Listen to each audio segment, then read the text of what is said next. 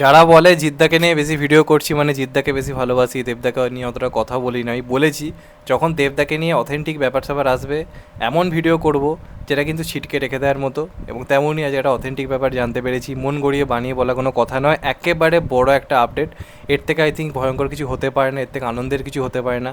এবং seriously Bangla industry শুধুমাত্র যে ফিরে আসেনি তাই ফিরে এসছে তাই নয়, জুবিলি যুগ কোথাও গিয়ে ফিরে এসছে। আজকের দিনে দাঁড়িয়ে তুমি যে কোনো ইন্ডাস্ট্রিতে জুবিলি কথাটা খুব একটা শুনতে পাবে না, যেটা একটা সময় ছিল।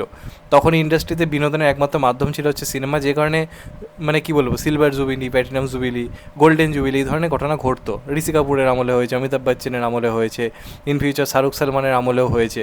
কিন্তু আমাদের জেনারেশন এই জুবিলির ঘটনা খুব একটা দেখতে পায় না, তার কারণ সিনেমা যেগুলো খুব বড় হিটও হয় খুব বেশি হলে চলে কতদিন, যে কোনো জায়গাতে 10 থেকে 12 সপ্তাহ খুব বেশি হলে, তার বেশি কিন্তু চলে না যে কোনো জায়গাতে আজকের দিনে দাঁড়িয়ে। কারণ কদিন পর ওটিটি প্ল্যাটফর্মে অ্যাভেলেবেল হয়ে যায়, সিনেমা সব জায়গাতে অ্যাভেলেবেল হয়ে যায়।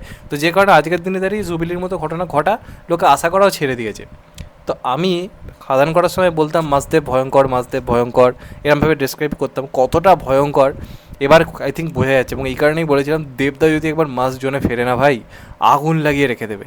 এবং সিরিয়াসলি কিন্তু প্রমাণ হয়েছে, এবং এমন ঘটনা ঘটিয়েছে না ভাই, বিচি টাকে উঠিয়ে দেওয়ার মতো। সত্যি ইরমভাবে বলছি, তার কারণ সিরিয়াসলি, কারণ বাংলা কমার্শিয়াল সিনেমাকে নিয়ে লোকে যেভাবে ছোটো করতো, খিল্লি করতো, সবাই ধরে নিয়েছিল যেখানে শুধুমাত্র সাউথ আর বলিউডের রাজ চলবে, যারা এই কথা ভাবতো তাদের পুরো রাপ্পা রাপ্পা করে দিয়েছে হচ্ছে দেবদা খাদানের মাধ্যমে।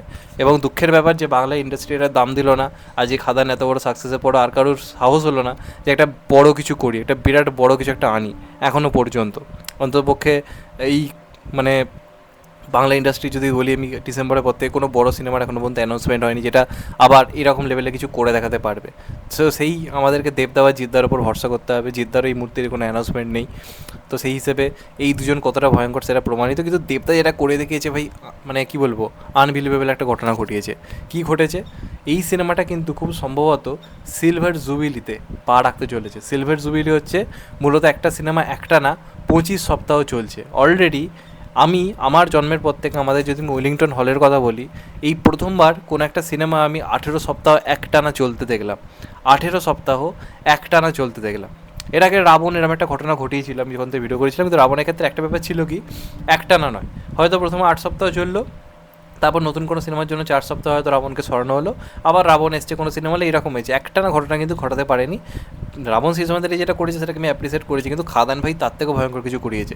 আজকের দিনে দাঁড়িয়ে একটা সিনেমা হলে যেখানে ধরো জাটের মতো সিনেমা আসছে, যেখানে ধরো কেসরি চ্যাপ্টার 2 আসছে, ইভেন তোমাদের ঈদের টাইমে সিকান্দারের মতো সিনেমা আসছে, এরকম একটা টাইমের মধ্যে দাঁড়িয়ে এত এত সিনেমার ভিড়ে একটা বাংলা সিনেমা 18 সপ্তাহ রমরমিয়ে চলছে।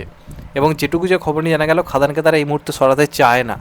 খাদানকে তারা এই মুহূর্তে সরাতে চায় না, খাদানকে তারা রাখতে চায়, কারণ প্রত্যেক সপ্তাহে একটা করে শো যে খাদানের রয়েছে, সেটাতে যে পরিমাণ লোক হচ্ছে নতুন সিনেমায় সেই পরিমাণ লোক হচ্ছে না। রোজই কেউ না কেউ লোক কিন্তু খাদান দেখতে কিন্তু আসছে, এবং খাদানকে এখনও পর্যন্ত প্রাইম টাইম দেওয়া হচ্ছে ভালো রকমভাবে।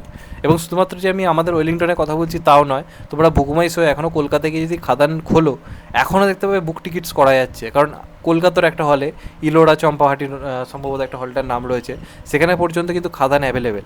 আমি রিসেন্ট টাইমে যবে থেকে ইউটিউবে এসেছি, আমি বুকমাই শোতে কোনো বাংলা মাস সিনেমাকে রিলিজের এতদিন পরে মানে এরকমভাবে মানে একটা না বুকমাই শোতে দেখতে পাইনি। সিরিয়াসলি ভাই আলাদা লেভেলের খেলেছে। এবং গোল্ডেন জুবিলি আজকের দিনে দাঁড়িয়ে বা প্ল্যাটিনাম জুবিলি আজকের দিনে দাঁড়িয়ে হয়তো হওয়া খুব ইম্পসিবল, কিন্তু সিলভার জুবিলি বা কোথায় হয়, সেখান থেকে দাঁড়িয়ে এইভাবে বাংলা ইন্ডাস্ট্রিতে জুবিলি যুগ ফিরিয়ে আনা, যেভাবে এগোচ্ছে এটা 25 সপ্তাহ কমপ্লিট করবেই যা বুঝতে পারছি। মানে সিঙ্গেল স্ক্রিনগুলো ভাই উৎসবে নেমে পড়েছে, যে এই সিনেমার উৎসব যতদিন চালানো যায় চালাবো, যাই হয়ে যাক না কেন, এরম একটা ব্যাপার ঘটিয়ে দিয়েছে দেবদা। তো এটা একটা বড় ব্যাপার। এবং আই থিঙ্ক দেবদার নিজের কেরিয়ারের সেরা সময় চ্যালেঞ্জ, পরাঞ্জয় জলিয়ারে বা রংবাজ, এইগুলো আই থিঙ্ক এই ধরনের ঘটনা কিন্তু ঘটাতে পারেনি। কারণ আমার মনে আছে ওয়েলিংটনে ওই সিনেমাগুলো চলেছিল হয়তো 10 থেকে 12 সপ্তাহ, এবং আমাদের ওয়েলিংটনে সব থেকে বেশি সিনেমা চলেছিল মূলত 15 থেকে 16 সপ্তাহ, সম্ভবত চিরদিনই তুমি যে আমার, ওই রকম চলেছিল। 15 সপ্তাহ না 16 সপ্তাহ চলে একটা রেকর্ড করেছিল। তারপর এতদিন হয়ে গেল, তার আগে সাথী করতে পেরেছিল। সাথী একটা বহুদিন ধরে চলা সিনেমা, সাথী সম্ভবত সিলভার জুবিলি কমপ্লিট করেছিল আমাদের বাংলা ইন্ডাস্ট্রিতে, শুধু নয় আমাদের ওয়েস্ট বেঙ্গলেও করতে পেরেছিল ওই সময় দাঁড়িয়ে। কিন্তু ওই সময় হতো, মানে ওই সময় যেহেতু বিনোদনের একমাত্র মাধ্যম ছিল, ওই সময় দাঁড়িয়ে হতো। কিন্তু আজকের দিনে দাঁড়িয়ে মানে কোনো ইন্ডাস্ট্রিতে তুমি জুবিলি ঘটনা শুনতে পাবে না। সেখান থেকে দাঁড়িয়ে একটা সিনেমা একটা না 18 সপ্তাহ চলছে এতগুলো সিনেমার ভিড়ে। ভাই দেব অন্য জিনিস, মানতেই হবে, এই নিয়ে কোনো সন্দেহ নেই। এটা একটা বিরাট বড় ব্যাপার, প্রচণ্ড আনন্দের একটা ব্যাপার, এবং এর থেকে খুশির কিছু হতে পারে না। তো দেখা যাক এই সিনেমাটা ফাইনালি সিলভার জুবিলি প্লে করতে পারে কি না। যেভাবে এগোচ্ছে আই থিঙ্ক হয়ে যাবে। অলরেডি 18 থেকে 19 সপ্তাহে পা দিতে চলেছে, আর তো মাত্র কয়েকটা দিন। এবং এই মে জুন জুলাই তো এমন কিছু আসছে না যেগুলো এসে বিরাট পরিমাণে কিছু করে দেবে, আর যেগুলো আসছে সেগুলো আঁতলামিতে ভর্তি। তো তারা খাদানকে রাখতে বাধ্য, কারণ খাদান সাকসেস দিচ্ছে এখনও পর্যন্ত, একটা শো হলেও সেটাতেও অনেক বেশি সাকসেস আসছে। তো যাই হোক, তোমাদের এটা নিয়ে কি মতামত কমেন্ট করে জানাতে ভুলো না।